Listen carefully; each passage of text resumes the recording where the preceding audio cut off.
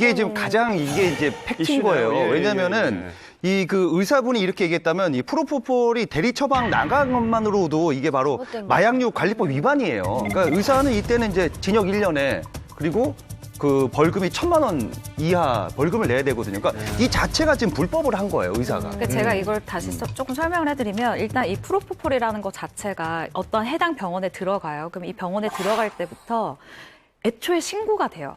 그러니까 이 도매상에서 보건소에 내가 A라는 병원에다가 프로포폴을 30병을 넣었습니다라고 자동으로 신고가 되어 있는 시스템이에요.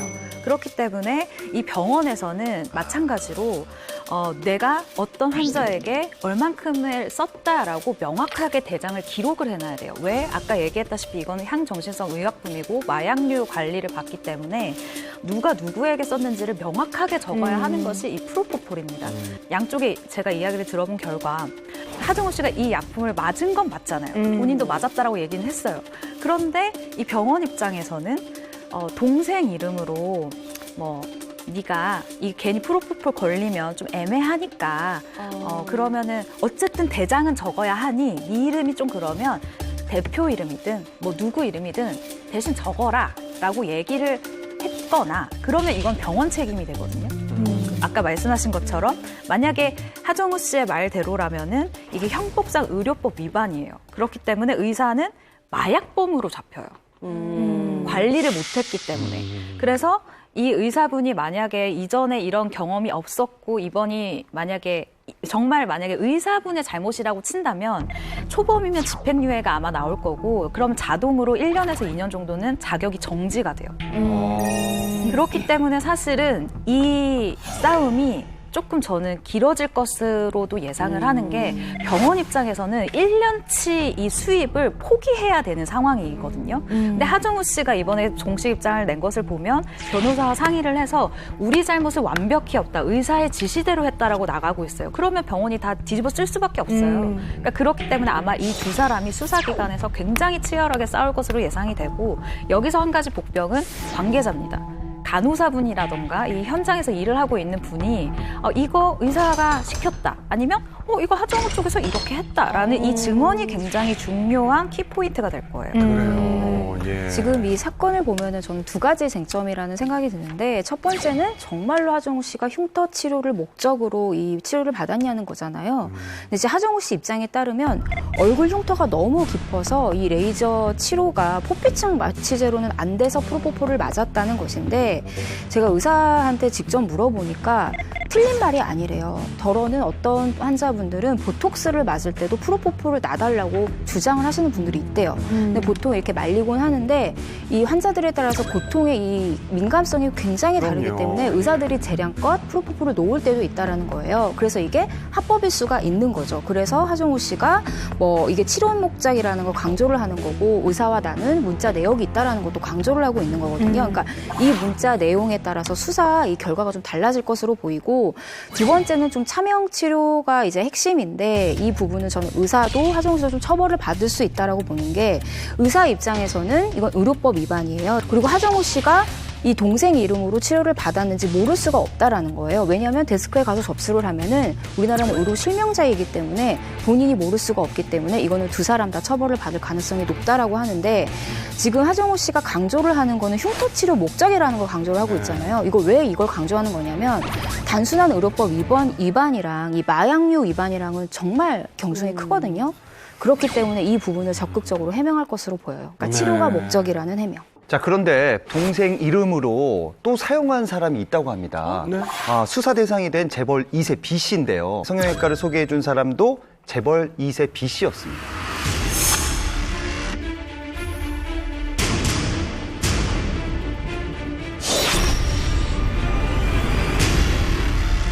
저는 여기서 또 궁금한 게 그 하정우 씨하고 그 재벌 2세라는 분의 그 관계 그것도 좀 궁금해요. 왜냐하면 어느 정도 친하길래 병원을 소개해주고 뭐 이런 관계가 된 건지 저희 그게 또 궁금하거든요. 그러니까요. 그분은 또 누구예요, 재벌? 사실 그게 개인적인 일이기 때문에 그 B 씨와 하정우 씨가 어떤 경로로 친해졌다 이건 알 수가 없습니다. 다만 이제 관계를 추측해 볼 수 있는 몇 가지 단서들이 있는데요. 하정우 씨가 우리에게는 배우로 잘 알려져 있잖아요. 하지만 이제 미술업계에서는 아티스트로도 굉장히 잘 알려져 있거든요. 그림 잘 그리시잖아요. 그림을 잘 그리시잖아요. 처음에 취미로 시작을 했는데 지금은 재벌가에서도 작품에 관심을 가질 정도로 그 정도예요? 명성이 자자하다고 합니다. 그래서 그게 하나의 고리는 될 수 있지만 사실 많은 톱 배우들이 재벌가들과 그러니까. 친분이 있습니다. 예, 이상한 예, 친분이 예. 아니라 정말로 친분을 나누는 경우가 많이 있어요. 그들 입장에서도 유명인들과 대한민국에서 누구나 좋아하는 선망의 대상이 될 만한 연예인과 친분이 있다는 건 그들 입장에서 자랑일 수 있거든요.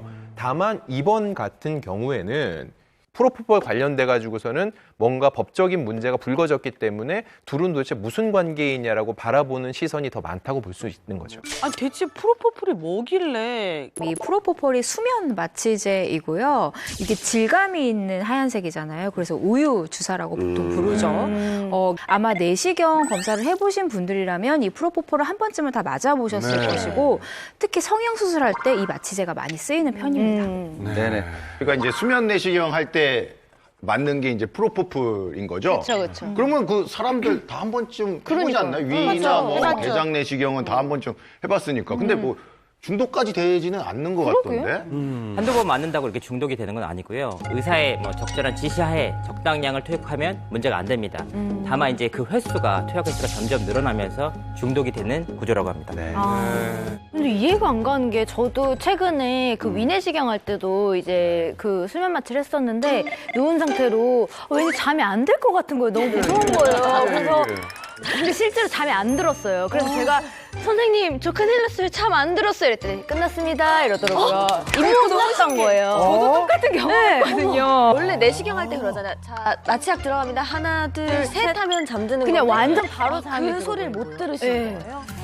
강력하네요, 그러니까. 근데 딱 깨고 나서도 약간 누워있게 하잖아요. 그 병원에서도. 운전하지 못하게 하고. 네, 운전하지 못하게 하고. 그리고 막 뭔가 자꾸 헛소리 하시는 분들도 있고, 평소에 자기와는 다르게. 제가 네. 저도 경험이 있는 게 사실 이 프로포폴 맞으면 깰 때 약간 본성이 나오는 경우도 많대요. 욕하는 분도 있고. 맞아요. 막 이런데 근데 저는 이제 아버지랑 같이 대장 내시경이랑 위 내시경을 받았는데 감사합니다. 아이고 너무 안녕하세요. 수고하셨습니다. 너무 고맙습니다. 비굴하게.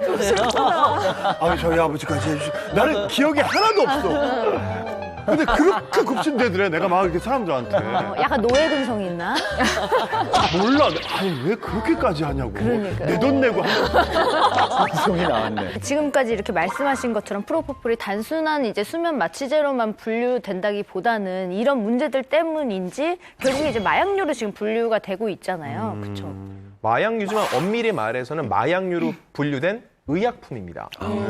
그렇기 때문에 의료기관에서 이렇게 그렇죠. 사용을 하는 거죠. 네. 마약을 크게 세 개로 나눌 수 있는데 정말 마약, 그리고 대마초. 마약은 몰핀이나 코카인, 헤로인 이런 걸 말하는 거고요. 그리고 지금 얘기하고 있는 향정신성 의약품인데 이 경우에는요.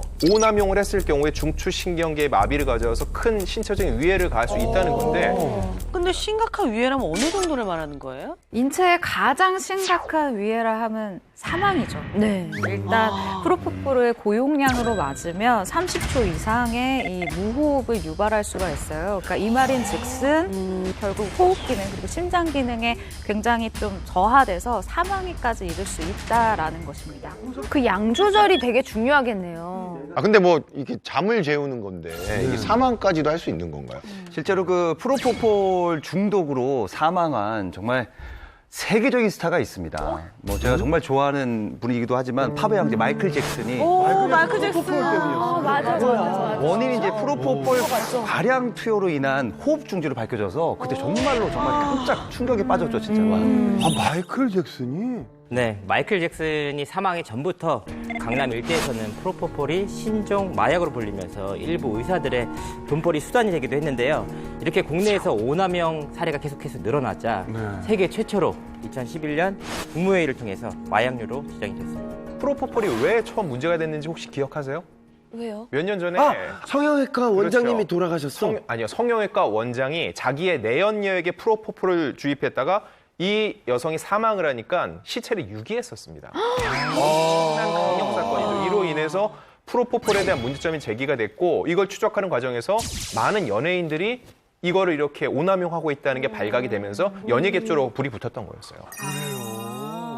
지금 많은 연예인 여기 다 연예인분들이 계시겠지만 연예인들의 생활 패턴이 아무래도 이 일반 직장인들과는 180도 다르고 또 이미지에 따라서 대중들의 반응도 직접적으로 다 직결되기 때문에 불면증이 굉장히 많으시잖아요. 불면증이 많으면 또 우울증과 좀 직결된다고 합니다. 근데 프로포폴이 아무래도 항우울제 그리고 좀 불면증도 치료할 수 있는 약물로 조금 쓰이다 보니까 이른바 꿀잠 주사로 좀 연예인들에게 잘 알려지기도 했었죠. 그래요. 했던 연예인분한테 물어본 적이 있어요. 어떤 느낌이냐고 했더니 위약 효과라는 얘기를 하더라고요. 예. 뭐냐면 실질적으로 효과가 없어도 본인이 그거에 대해서 만족감을 느끼는 건데 뭐냐면 많은 연예인분들이 여기도 앉아 계신 분들이 그렇겠지만 9 to 6 이런 삶이 아니라 밤새 촬영하고 갑자기 자야 되고 또 나가야 되고 그러다 보면은요.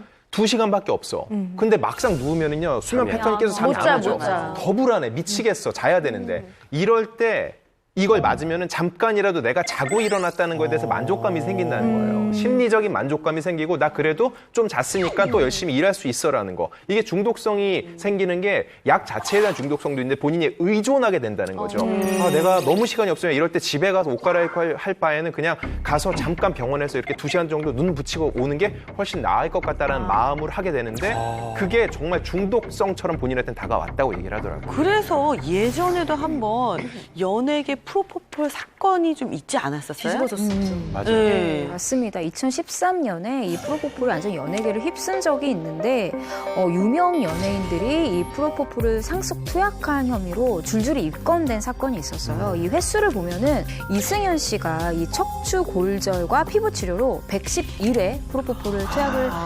받았고요. 예. 그리고 장민혜 씨 같은 경우는 지방분해 수술을 이유로 95회. 그리고 박시현 씨 같은 경우는요, 허리를 부상당했다는 이유로 무려 185회나 프로포폴을 투약했습니다. 근데 이게 뭐 아파서 받았다라고 할 수 있죠. 이분들 입장에서는. 그런데 이 횟수가 프로포폴이 향정신성 의약품으로 지정된 2011년 2월부터 이 횟수고 그 이전에 투약했었던 것은 집계가 되지 않았었던 거예요. 그러니까 사람들 입장에선 그럼 도대체 뭐 얼마나 더 많이 맞은 거야? 라고 좀 충격을 안길 수 있는 횟수였었죠. 이들 같은 경우는 투약 사유를 밝히고 혐의를 부인했습니다. 그런데도 이제 결국은 징역 8개월, 집행유예 2년을 선고를 받았습니다. 그래요. 자, 검찰은 조만간 하정우 씨를 소환해 조사할 것이라고 전해졌는데요. 사실 하정우 씨 같은 경우는 대한민국에서 가장 바쁜 배우잖아요. 앞으로 어떻게 될까요? 일단 작품들이 많이 있습니다. 예를 들어서 그 보스턴이라고 마라톤을 소재로 한 영화도 이미 촬영을 마쳤고요. 그 외에 피랍이라는 영화도 있고 수리남이라는 드라마도 여러 가지가 있거든요. 네. 아마 이 사건이 어떤 식으로 흘러갈지 모르겠지만 만약에 좋지 않은 결과를 나온다면 그런 작품들에도 악영향을 미칠 수밖에 없을 것으로 보이고요. 반대로 생각을 해서 아직까지 결과가 나온 게 아니거든요. 하정우 씨 입장에서는 본인이 이거를 반박할 만한 증거도 갖고 있고 소명을 잘한다면. 그렇죠. 그리고 검찰 수사에 성실히 응하겠다고 얘기를 했으니까 결과가 나오기 전까지는 너무 예단하지 말고 조금 더 지켜볼 필요가 있을 것 같습니다. 맞습니다. 네.